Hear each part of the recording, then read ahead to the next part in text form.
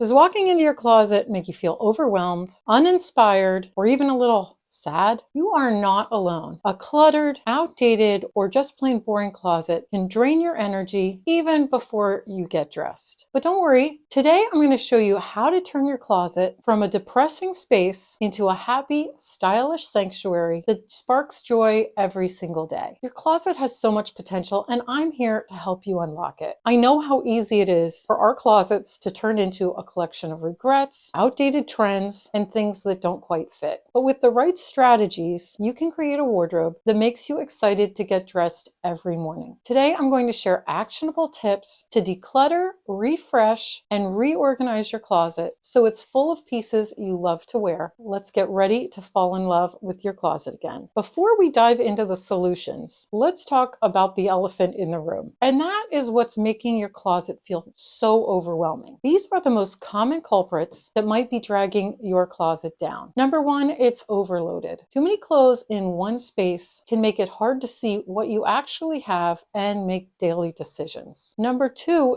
clothes that don't fit. Holding on to pieces that are too big or too small can be discouraging every time you look in your closet. Number three, outdated styles. Pieces that haven't been worn in years because they no longer suit your taste or current trends. Number four, not matching your lifestyle. Are you holding on to office wear when you're retired, or party dresses when your weekends are all about family outings? Number five, sentimental reasons. Clothes that you're keeping for emotional reasons, even if you'll never wear them again. And number six, might surprise you, the appearance of your closet. Is your closet a happy door to open? Is it packed with things that don't belong there? Is it poorly lit or in need of a fresh coat of paint? A drab or chaotic closet can instantly kill the joy of getting dressed. And acknowledging any or all of these issues is the first step in making your closet a happier place. I want you to open your closet every day, have it be a warm, inviting place, and filled with only pieces you like and love to wear. If any of these closet ruts sound familiar, you're not alone, and I've got you covered with strategies to tackle them. So the first thing we're going to do, we're going to declutter, but with purpose. A happy closet really starts with only having items you actually love. And here's how to make it easier. We're going to start out small and just take one category at a time, like tops, pants, or shoes. Don't overwhelm yourself by trying to do it all at once. And ask the right questions as you pick up each item. So you're going to ask yourself, does it fit me right now? Do I feel confident in it? Does it fit my lifestyle? And would I buy it again today? After answering those questions, you're going to start sorting, and you're going to sort into three piles. You're going to have the keep pile, which is the items that fit,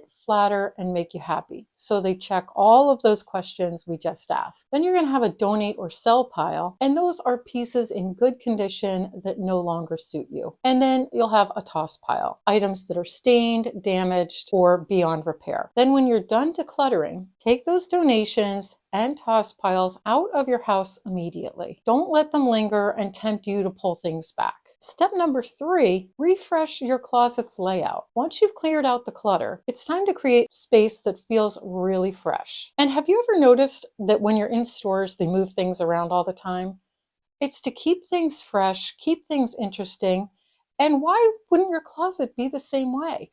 Move things around so that you're seeing them in a new light and thinking of different ways that you can pair pieces together. It just keeps you feeling fresh and more excited about your clothes. So you're going to organize by category and color. So start by grouping those similar items together. Tops, bottoms, dresses, and then arrange them by color. I like to go from light to dark. It makes it much easier to find what you're looking for, and it looks so much prettier. It's like you're shopping a little boutique in your closet every single day. Another trick I have is to upgrade your hangers. We end up with wire hangers, plastic hangers, sometimes those crocheted hangers, wooden hangers, clip hangers, all different kinds and styles, and it actually makes the closet look really junky and mishmashed, and things are hanging at different levels. So a quick and easy fix is to upgrade your hangers. And the way to do that is by choosing matching slim hangers. They'll provide a lot more space in your closet and just look so much better. It will give your closet a very boutique, chic feel. Number 3, improve your lighting. If your closet is dark, add a stick-on LED light or upgrade your bulbs. Good lighting makes everything more appealing. Number 4, add some personal touches. A small mirror, a lavender sachet, or a pretty decorative box for accessories can make your closet feel like your personal mini retreat. Number 5, fix little things. If your closet's in need of a fresh coat of paint, a new door handle, or some better shelving, now is a great time to tackle those improvements. Even those small updates can make a big impact because it's something you're doing just for you and treating yourself. Step number 4 is fill the gaps with key pieces. Now that your closet's organized, let's talk about making sure it's filled with just the right pieces that suit your lifestyle. Number 1, we're going to start by identifying the gaps. After decluttering, you can actually see what you've got in your closet, and you might notice you're missing some wardrobe essentials. Maybe you need a great pair of jeans, a classic blazer, or a few quality basics like white tees or black pants. When you've identified those items, or when you think of them, write them down either on your phone or on a little notepad so that you actually have a shopping list when you head out to buy what you need. So that leads us to number 2, shopping smart. Instead of going to the store and getting distracted by all of the pretty things and buying more things that you don't need that are going to clutter up your wardrobe again, you're going to take that shopping list of things that you need, put blinders on, and only look for those items. And before you head out the door, take a look at the color palette of your wardrobe. Do you tend to gravitate towards certain colors? Do you love pinks or greens, purples or blues?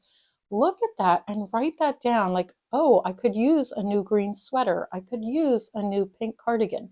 Make note of what you love to wear so that you're not distracted when you head out the door. And though buying colors that fit your palette is going to allow your wardrobe to really become so much more versatile, because sticking to a color palette will allow you to mix and match to a wider variety of outfits. And when you're shopping, invest in versatile, high quality items rather than trends that quickly fade. In fact, while we're talking about shopping, if you never know where to shop, if you feel like I look online, I just never know where to go, or I go to these same 2 or 3 stores all the time, I have created an 11-page list of stores based on your personal style and price point. And you can go download this PDF. It's absolutely free.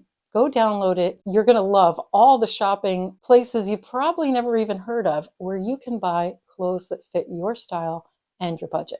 So let's move on to the next one. Number 3, we're going to add a pop of joy. Now, you're probably used to me saying adding a pop of color, but today we're talking about adding a pop of joy. Don't forget to sprinkle in a few fun mood-boosting items, like a scarf in your favorite color or a statement piece of jewelry. These touches can brighten up any outfit and your closet. Step number 5, we're going to create a mood-boosting routine. Your closet transformation does not end here. Here's what I want you to do to keep it happy and organized. Number 1, the 1 in, 1 out rule. And this is very simple. To keep your closet from getting overloaded and overwhelming again, for every new item you bring in, let go of an old item. This really does help keep your closet from overflowing. Number 2, do seasonal check-ins. It's really key. You may be sick of me talking about this subject because I've talked about it so many times, but revisiting your closet every season to rotate pieces, declutter, and refresh really helps keep your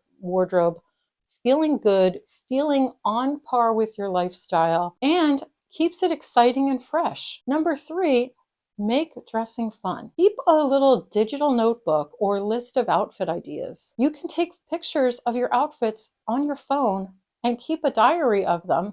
Organize a little folder on your phone of just outfits. And that way, when you're in a rush or you have a special occasion coming up and you just can't think of what to wear, you'll always have inspiration ready. And there you have simple, effective tips to transform your closet into a space that makes you smile every time you open the door. Trust me, a happier closet leads to a happier you. Now, I'd love to know, what is the first step you're going to do to make your closet a happier place? Let me know in the comments. You know I love hearing from you, and I'll see you in the next video.